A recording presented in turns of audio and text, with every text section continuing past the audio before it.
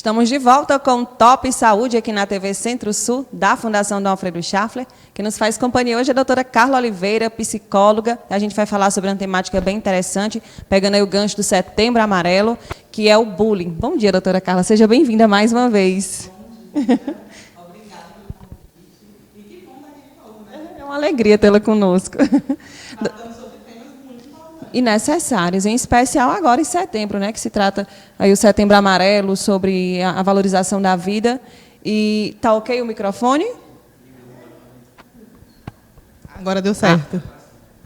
Tá ok? Tá ok. Ao vivo é isso. Voltando, falando, setembro a gente trata o Setembro Amarelo, né, a valorização da vida, e infelizmente se escuta muito falar sobre suicídio, sobre depressão, e são vários motivos, né, doutora Carla, que desencadeia a depressão, a ansiedade, e em especial a gente vai falar do bullying. Fala um pouquinho para a gente, um resumão aí sobre bullying, o que é bullying. Bom dia novamente. Agora o microfone está funcionando. Então, o bullying são atitudes de discriminar, né, de colocar de canto, toda atitude de preconceito, né, de atitudes que pode levar mexer com a autoestima do outro. Então, quando você caça conversa, brincadeira sem graça, maltrata, humilha, e isso é o bullying. E é incrível como isso é recorrente. Não é de agora, povo, antigamente existia isso e todo mundo lidava bem. Não, eu não acredito que todo mundo lidava bem com isso, não. Todo mundo tem consequência de um bullying. É verdade. Antigamente, a gente não dava nomes. Né? Antigamente, a gente não tinha essa definição. Então, assim, se você... Tem muitas pessoas que falam, antigamente a gente não... Como você falou, antigamente a gente não sofria, hoje eu estou aqui boazinha, brincava e tudo. Mas se a gente for observar, nós temos comportamentos que desde a infância, que alguma situação na infância deixou aquele resquício. Então, se você observar o adulto de hoje, se você observar o comportamento, em algum momento você vai observar, você vai perceber um comportamento ou uma insegurança, ou medo de situações, alguma coisa que aconteceu na infância que foi levado, né? Foi passando o tempo e que não tinha essa definição que era de bullying. Hoje as coisas estão muito mais... hoje, graças a Deus, a gente tem a definição, sabe como identificar, e é uma coisa muito séria mesmo. O bullying é muito sério. É importante falar que as pessoas banalizam as coisas sérias, falam de que é frescura. É frescura. Antigamente não tinha disso e hoje agora todo mundo sofre por conta de um bullying. Não, na verdade, acho que você já com certeza viu na época de escola alguém sofrer bullying e aquela pessoa sempre é mais retraída. Então, cada cabeça é uma cabeça, tem gente que não absorve de certa forma, outros já absorvem de uma forma mais intensa, né?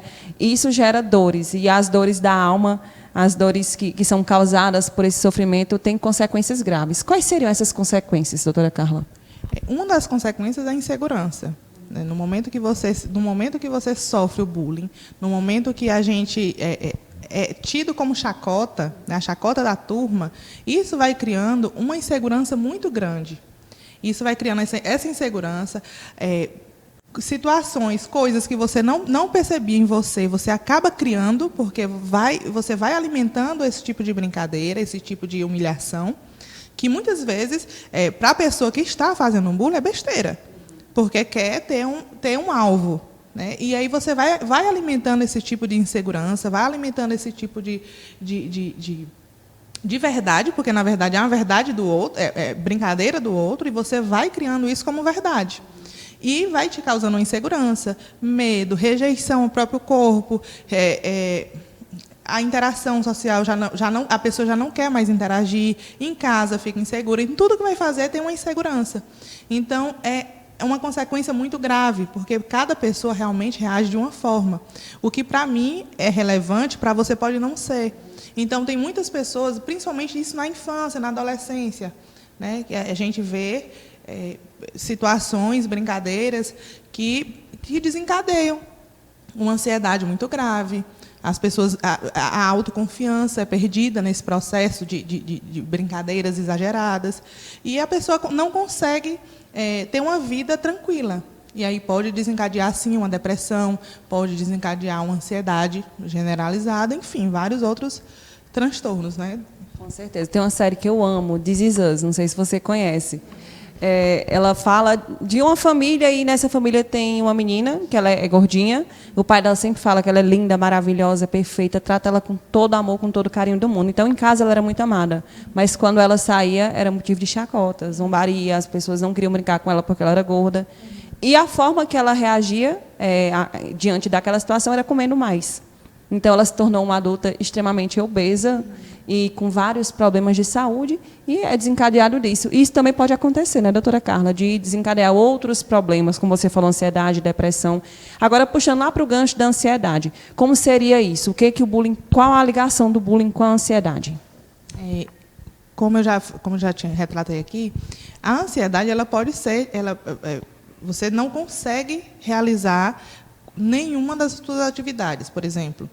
Uma prova que você vai fazer, você se torna uma pessoa insegura, e isso vai te gerando ansiedade, ataque cardíaco, a sensação de que você não é competente, e isso vai te deixando frustrado, porque causa uma frustração, né? Então, são uma série de fatores que pode desencadear, que pode afetar ainda mais a ansiedade. Por exemplo, no caso dessa moça aí que transferiu a angústia, a dor para a alimentação. Isso acontece demais. Quantas vezes a gente tem alguma emoção não resolvida e a gente quer compensar na alimentação, compensa em outras coisas. E pode chegar, aproveitando o gancho do Setembro Amarelo, pode chegar essa prática do suicídio. Porque muitas pessoas não conseguem lidar com aquilo. Vai crescendo com aquela imagem de quando você era criança, ou de quando, no período da adolescência, tiraram aquela brincadeira com você, te discriminaram, te deixaram de lado. E aí você vai crescendo com essa imagem e você fica tão ansioso que você não consegue fazer nada. É uma ansiedade que paralisa, que causa medo. E isso é muito prejudicial. E como a gente vai falando no início, muitas pessoas acham isso uma banalidade.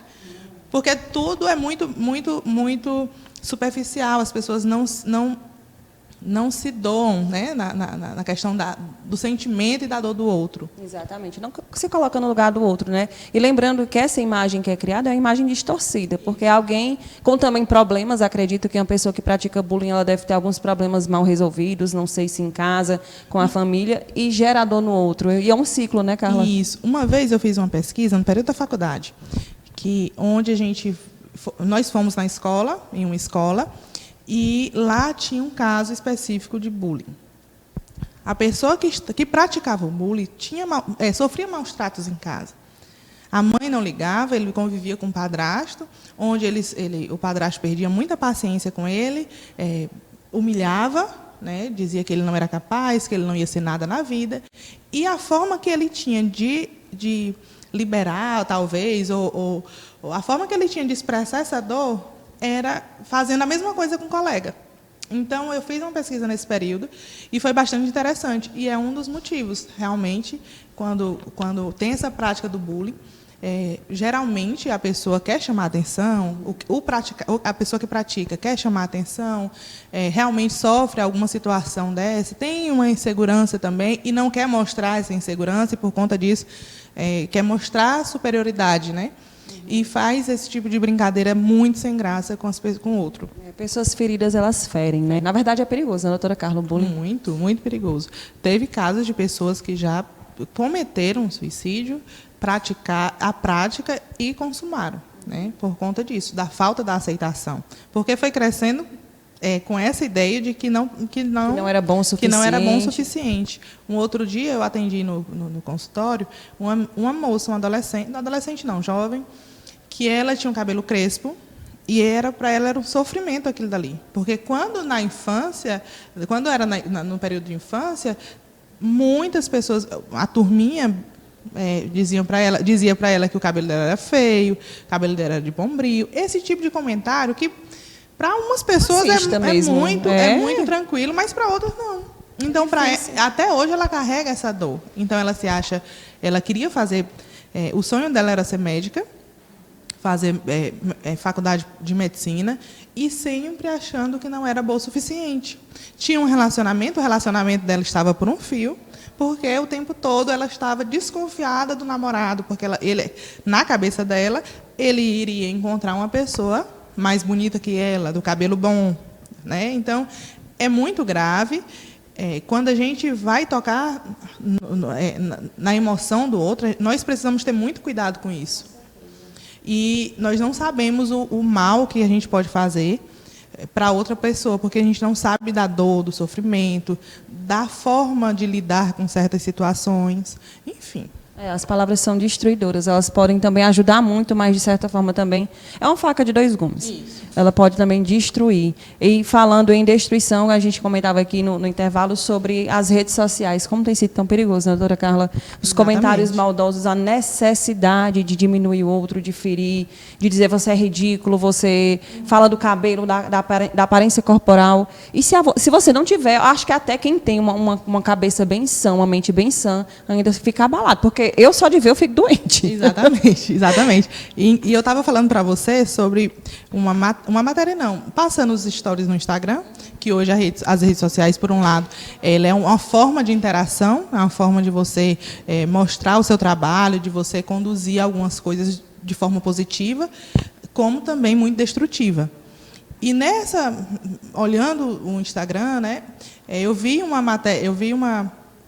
comentário, uma publicação da Bruna Marquezine, onde ela dizia isso, exatamente isso que você disse. Ela teve que engordar para um papel na novela e aí ficou bem cheinha. E as pessoas começaram a falar muita coisa desnecessária, né, na verdade. E ela foi até o espelho e começou a enxergar coisas que ela não via antes, não incomodavam. E aí ela começou a enxergar esse tipo de coisa e acabou criando essa distorção de imagem. O quanto isso é grave? Porque você, de tantas pessoas falarem, de tanto falar, você acaba acreditando que aquilo é verdade. Mesmo quem tem uma cabeça muito tranquila, mesmo quem tem uma cabeça muito sã, acaba enxergando coisas onde não tem. Acaba pegando para você o que o outro está falando. E entra nessa questão do Setembro Amarelo essa questão da valorização da vida, onde respeitar a vida do outro, respeito, a individualidade do outro. Cada ser humano ele é único, ele é singular, então ele tem características próprias. Até as pessoas que são gêmeas idênticas, elas têm as diferenças delas. E é preciso respeitar a vez do outro, a fala do outro, o corpo do outro, tudo, porque quem é que quer ser desrespeitado? Eu não gosto de ser criticada. Por que eu tenho o direito de criticar e de zombar do outro? As pessoas precisam de empatia. A crítica ela pode até ser bem-vinda quando tem alguma coisa de utilidade. Quando pode te enaltecer em algum aspecto da tua vida. Você tem liberdade para chegar e criticar também. Exatamente. Porque não adianta eu chegar para você e de falar mal do teu trabalho se eu não tenho uma coisa positiva para te dizer depois. Não está legal nessa parte, mas você pode melhorar aqui.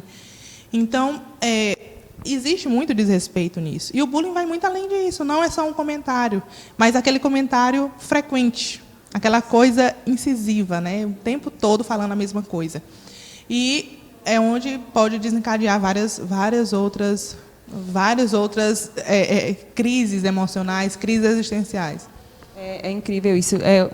O filho daquela cantora de forró, né, que fez um vídeo brincando, fingindo que ia beijar um primo, um amigo, e foi massacrado, chegou ao ápice, né, de cometer suicídio. Juliane, eu sempre falo, é como se a gente tivesse que se preparar para tudo. De certa forma, isso é bom, mas é como se a gente não pudesse viver mais como a gente é, ser quem a gente Exatamente, a sensação é essa. Porque nós temos que sempre estar agradando as outras pessoas. Como eu falei, as redes sociais hoje é uma ferramenta muito boa para a parte do trabalho, mas é muito destrutiva. Então, nós precisamos tomar muito cuidado no uso excessivo das redes sociais, porque você vai fazer um trabalho e acaba passando o dia, passando a hora, e vai vendo coisas que você... que não é do seu dia a dia, acaba se comparando com aquela situação, viagens, fotos perfeitas, e a gente acaba se comparando com aquilo dali. Né? Queira ou não queira, quem usa demais, quem vê demais, quem passa do limite nessa situação, acaba criando uma crise existencial muito grande, porque acha que a sua vida não está perfeita. Porque se compara a vida de rede social que que não é... Você nem sabe o que é que passa por trás daquilo ali. A gente vê as blogueiras, as atrizes, têm 3 filhos, mas não tem uma estria, não tem uma flacidez. Meu Deus, eu só tenho uma. E não está do mesmo jeito. É difícil não se comparar, é difícil. Mas a gente tem que saber que a vida real é aqui, não lá. A vida de internet, de rede social, mostra o que quer. A gente fica pisando em casca de ovo. Não sei se eu devo comentar isso, não sei se eu posso botar essa legenda na foto, não sei se eu boto essa foto, se eu usar esse filtro, como é que vai ser? Vão falar de mim, vão encaminhar meu story para zombar de mim. E, de certa forma, ninguém quer, né? É um pouco complicado. Tem um outro caso de um outro paciente que eu atendi também, que ela já era um pouquinho gordinha, né? Não é nenhum tipo de discriminação em relação a isso. E aí ela não estava se aceitando, porque por muitas vezes ela usava uma roupa e não se encaixava na cabeça das pessoas. No padrão, né? Na verdade, no padrão que foi imposto pela mídia. E aí ela começou a ter também essa distorção de imagem. Ela já não queria sair de casa, vivia ansiosa, não conseguia dormir, porque às vezes que conseguia dormir, sonhava com as pessoas falando a respeito disso. Em casa, ela tinha uma irmã que também brincava muito com ela sobre isso. De casa também ferem, viu? Vale lembrar que a família, principalmente a família, porque conhece as nossas fraquezas. Então, é preciso se policiar também em casa. Isso, é verdade. Doutora Carla, para a gente finalizar, o que é que você pode dizer para as pessoas que nos assistem em relação ao bullying, em relação à aceitação? O que é que você pode dizer para essas pessoas? Eu costumo falar que nós devemos praticar, ter a prática do autocuidado e do autoconhecimento, que não é da noite para o dia que isso acontece. Mas no momento que a gente passa a se conhecer melhor, saber das nossas fraquezas, saber das nossas virtudes, reconhecer todo o nosso campo emocional, saber onde afeta a gente, onde nós devemos ir, até onde devemos ir com o outro, e permitir que o outro chegue até a gente. Então, assim, nós precisamos praticar ainda mais o autocuidado, o autoconhecimento, porque qualquer brincadeira pode no primeiro momento não te afetar, mas se isso vir uma prática constante, vai te afetar. Então, se você se reconhece, se você sabe reconhecer todas essas virtudes e defeitos também, no intuito de melhorar, porque a gente precisa reconhecer nossos defeitos para melhorar, sabe onde a gente precisa melhorar. Então, se você sabe, se você reconhece isso, fica mais fácil de lidar com algumas situações. Quando a gente não sabe e vive muito para fora, vive muito o externo, a gente acaba esquecendo de quem realmente nós somos. E se perde no caminho. E se perde no caminho. Então, a mensagem que eu quero deixar para vocês é essa, de praticar o autoconhecimento, de reconhecer os seus valores, de reconhecer as suas fraquezas também, né, os seus defeitos, enfim, para que tenha uma vida mais ou menos equilibrada, porque perfeita não tem, mas a gente pode andar nessa linha do equilíbrio. Explorar o que tem de melhor e tentar melhorar os pontos negativos é necessário. Exatamente. A gente vai ficando por aqui. Eu lhe agradeço muito, doutora Carla. Foi excelente. Acredito que você também, que nos assiste, adorou esse bate-papo tão leve e tão necessário. Espero vê-la mais vezes aqui no Top Saúde. Obrigada. Eu também quero vir mais vezes. Esses assuntos que você traz é de extrema importância. Então, é o dia a dia de todo mundo, o dia a dia de todas as pessoas. Então, todo mundo está passando por alguma situação, por algum problema em algum momento da vida. São dores em comum, digamos assim, e precisa tratar, porque uma mente equilibrada faz toda a diferença. Tá aí o @ de doutora Carla, @Carla Oliveira, PSI, e de psicólogo. Se você quiser agendar alguma coisa, uma avaliação, também tem informações lá no Instagram, né, doutora Carla? Tem as publicações. Sim. Eu trabalho justamente com isso, com a distorção de imagem, mudança de hábitos, porque muitas vezes é difícil de mudar alguns hábitos que pode atrapalhar a nossa vida.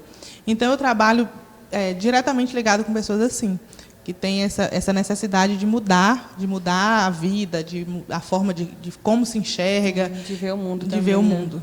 Então, se tiver dúvida, só segue lá, acompanha a doutora Carla e também, se quiser marcar uma consulta, está lá. Então, através do Instagram. Muito obrigada. Mais uma vez, eu que agradeço. A gente